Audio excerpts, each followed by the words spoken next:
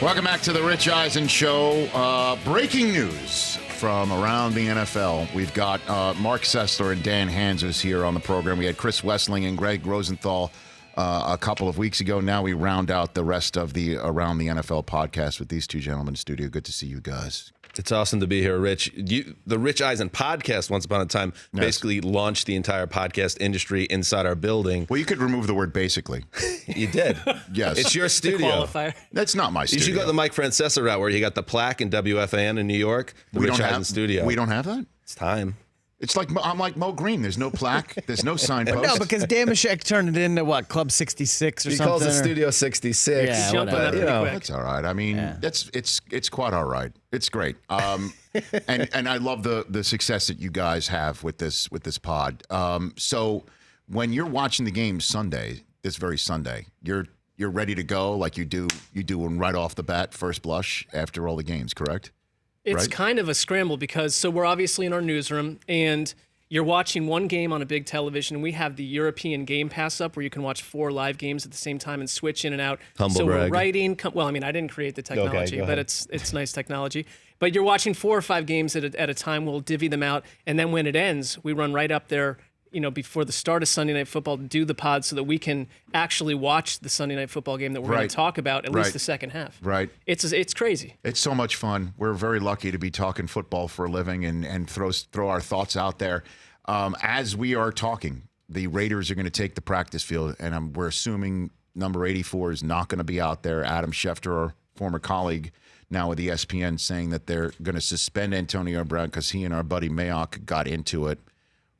I mean, we're all shaking our heads right here, but what is your first blush thought, Dan? It's one of those things where, of course, it's stunning to see it in the tweet, but it's also not shocking because there was not breadcrumbs. There was big, fat T-bone steaks of a trail leading from how things ended in Pittsburgh. And our colleague, Aditi Kinkhabwala, who covers the Steelers really well, and she's embedded with that team, she told us at the owners' meetings how that man, Antonio Brown, came in as a humble guy, a no-name out of college, and by the time he finished his run with the Steelers, he was a totally different personality, not a teammate. And what's happened is he went to the Raiders, and it's the same guy. So Oakland, at the time, it seemed like it was a good deal, and the Steelers got killed. Well, who's it a good deal for now? I never thought he was going to make it to Vegas. Now is he going to make it to week 1? That's wild. Well, according to our current colleague, Ian Rappaport, it never got physical. He had to be restrained.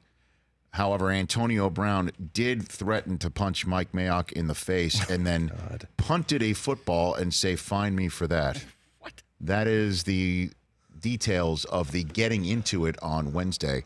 And again, this is stuff that can be used against him as conduct detrimental to build a case should the Oakland Raiders think that this is a bridge too far to get out of this contract. That if they do not have to pay him the guaranteed dollars he is owed, they could just walk away from him and say, grieve that, and that will be the end of that.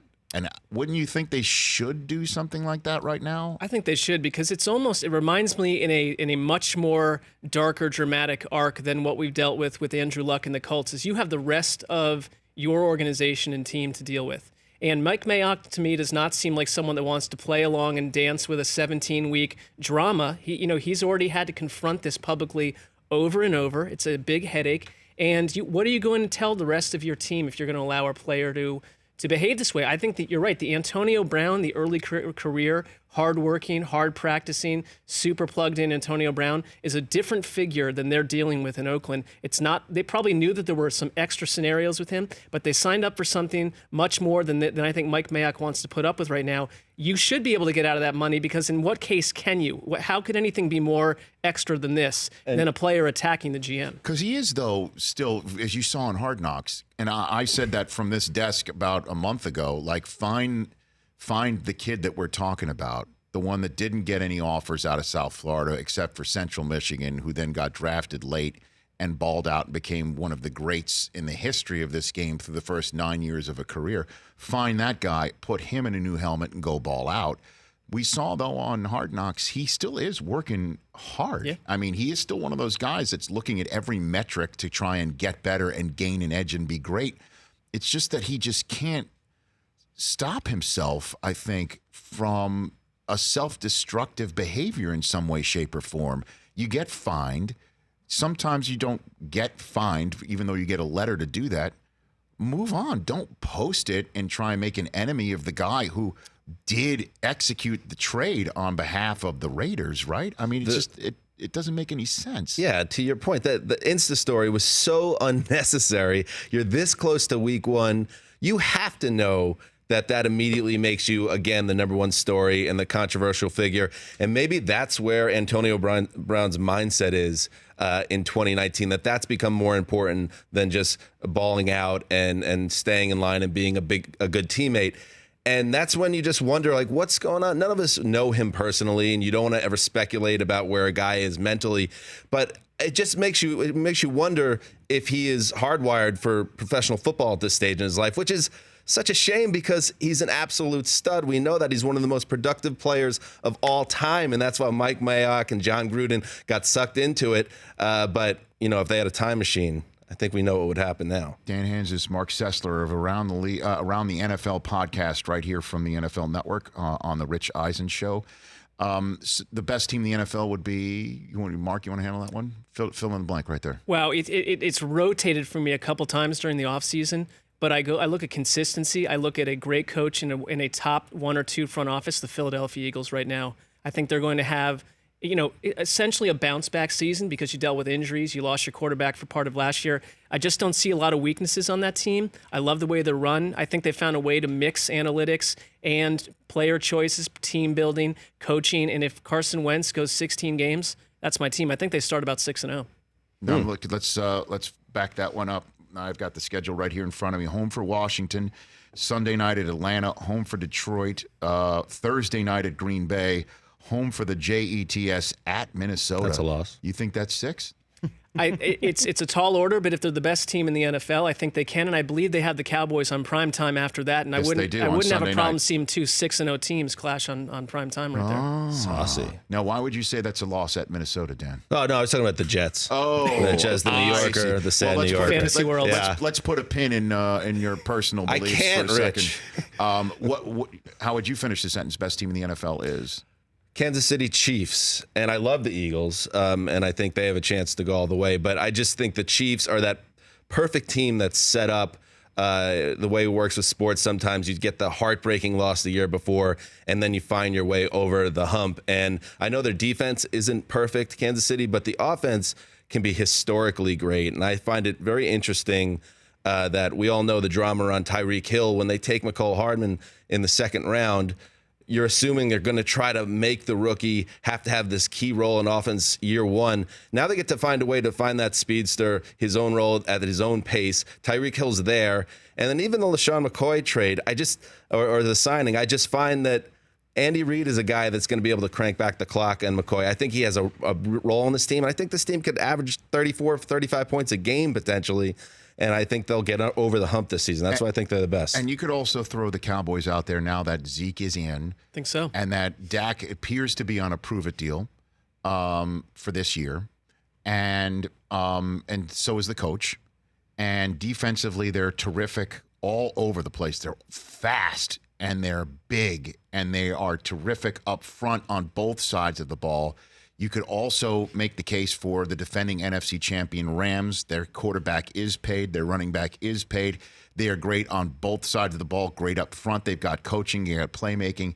The reason why I'm going in through this whole setup is that when it comes down to it, even though their roster may not be as stacked all over the place, because football is a snap-to-snap situation. As much as we're talking about season-long storylines and we're talking about how great these teams are when you have the ability, like the Chiefs, or as you said, Mark, the Eagles, snap to snap, week to week, quarter to quarter. Nobody's better than Belichick's Patriots with Brady at the helm. Nobody's better. And if the Eagles did beat them, they needed the Philly special. They needed a lot to work out. Yep. The Chiefs, we all know, when chips come down, sure, they have one in Foxborough.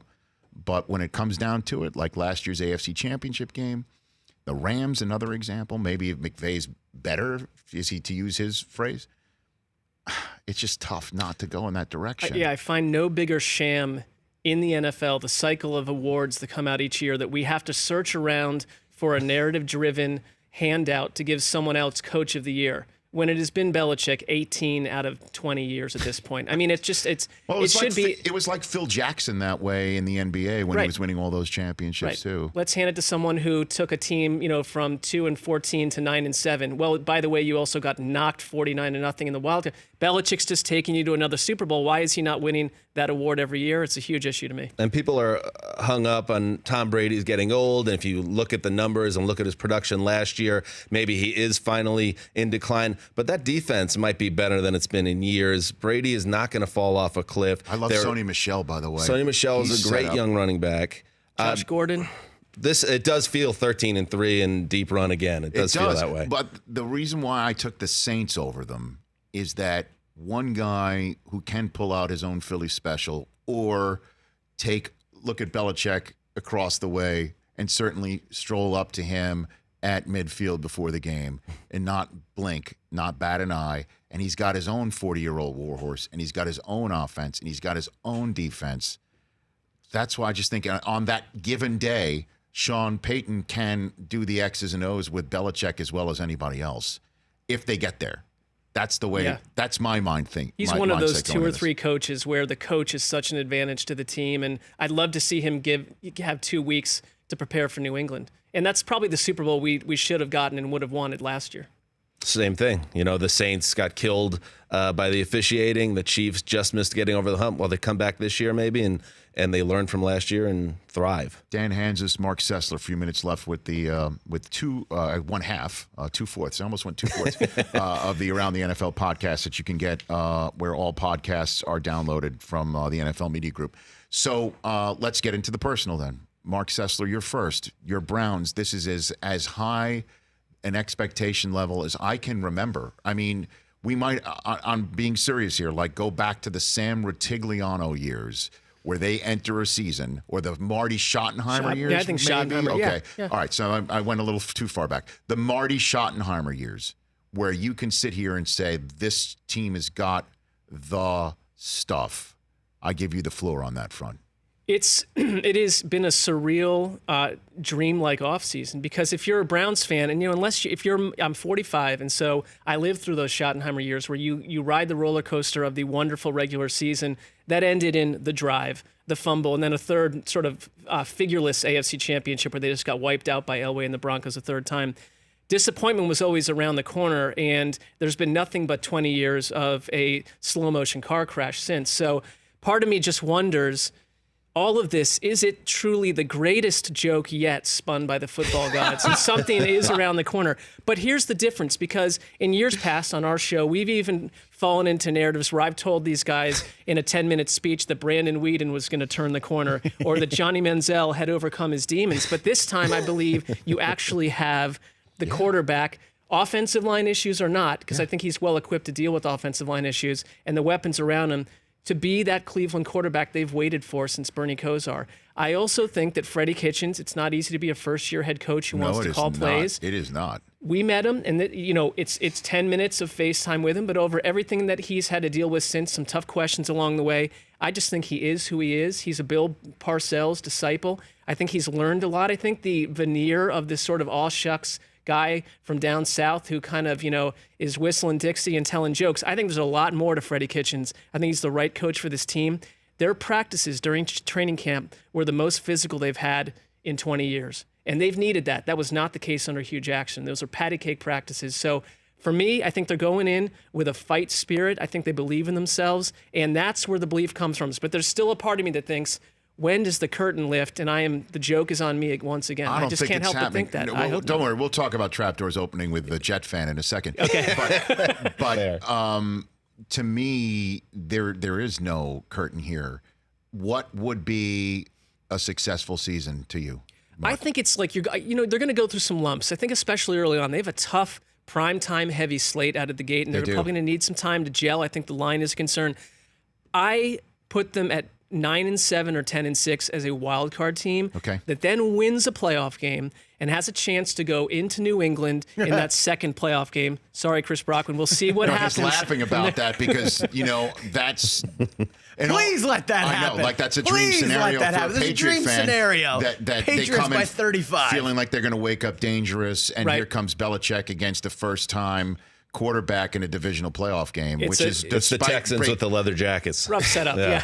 The varsity jackets. kind of, Yeah. But okay, now then, Dan Hanzus, you're a diehard Jet fan. I give you the floor on what appears to be. Look, Le'Veon Bell is easily the most talented player that they have suited up since Curtis Martin. There's no two ways about it. Defensively, Jamal Adams, I love that guy. El Presidente, the president, is a culture changer. I have no idea what Gase is going to do with Darnold. He says he's throwing the piss out of the ball. What do you think about the Jets season? It's a weird season to clock as a Jets fan because there is reason for hope. Undoubtedly, Sam Darnold and Jamal Adams are the core that a lot of franchises are envious of. Adam Gase is a total wild card as the head coach, but everything we've heard this summer is that Gase and Darnold are clicking. And yes, it's not unusual to hear those type of summary storylines this time of year. But on the offensive side of the ball, they're going to be fun to watch, I think. And Rich, you go all the way back with the Jets too. When's the last time the Jets were fun to watch on offense? Maybe before Brett Favre tore his biceps over a decade ago. Oh, man. I don't think there was anything fun about the Favre offense ever. I mean, there really wasn't. It was fun to see Brett Favre in a Jet jersey, but I got to sit here and think Maybe about Pennington, when he had his breakout season in 2002. Even though every single time he threw it down the field, it was just like, there was a little bit of a hope and a prayer. It was exciting to see them destroy the Peyton Manning Colts in a playoff game for That was Herm. nice. I know. And then there were flashes, but Darnold is the guy that everybody is reading Broadway Joe type hope into. Greenberg. I mean, we had Mike Greenberg on the show in New York last week. He said he renamed his two kids Sam and Darnold. Sam and Darnold. And so Possibly a mistake. I'm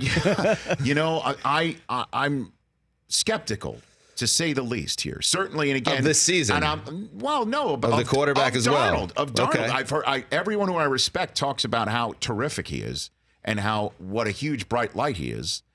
And I say this with the ultimate respect to everyone here in Los Angeles that listens to us here locally, Southern California, and to my coordinating producer who loves to fight on.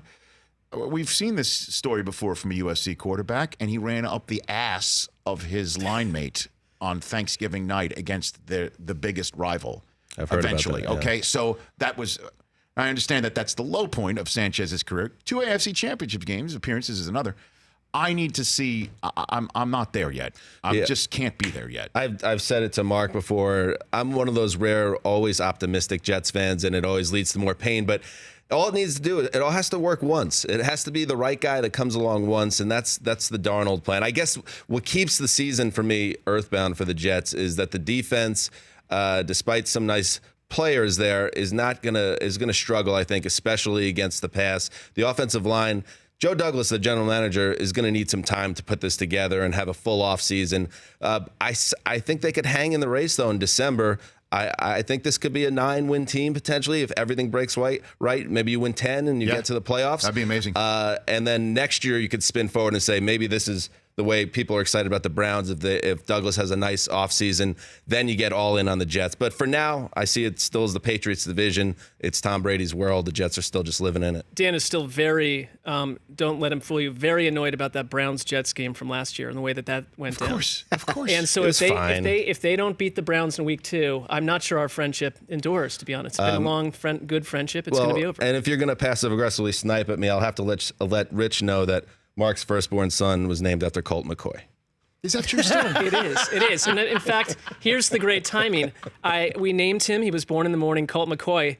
That was draft day. That night, they drafted Brandon Whedon. So, we like the name outside of that. I will, by the way, hat tip you, Dan, for that trolling. Excellent. Thank you. Also, and to you, Marc, because you came on as well, I will give you this. At least your son wasn't born when Spurgeon Wynn was the quarterback. Thank you. That'd be tough to go. Spurgeon Sessler would be Sessler very would have been difficult. money in the house, and that wouldn't have gone well. Colton's a I don't great know about name, that, man. so you got Wow. that. You'll always have that. Wow, you always said. And I'm excited about Le'Veon Bell big time, man. And Totally. we should just bring this all full circle. While Antonio Brown is melting down in Oakland, Le'Veon Bell, with the exception of not showing up for voluntary workouts, has been a model Jet from all shapes and sizes. Sounds and all hungry and accounts. looking to prove people Damn wrong straight. and all that. And he's on Game Day Morning with Steve Smith on Sunday. And you could check out Around the NFL podcast 3 times a week, correct? Three times a week? And where all podcasts are taken in from the NFL Media Group. Good to have you guys here. We'll have you back during the season Thanks, as Rich. well. Loved it. That's Marc Sessler and Dan Hanzus here on The Rich Eisen Show. For more of The Rich Eisen Show, tune to Audience Channel 239 on DirecTV for free on BR Live or download the Rich Eisen Show app.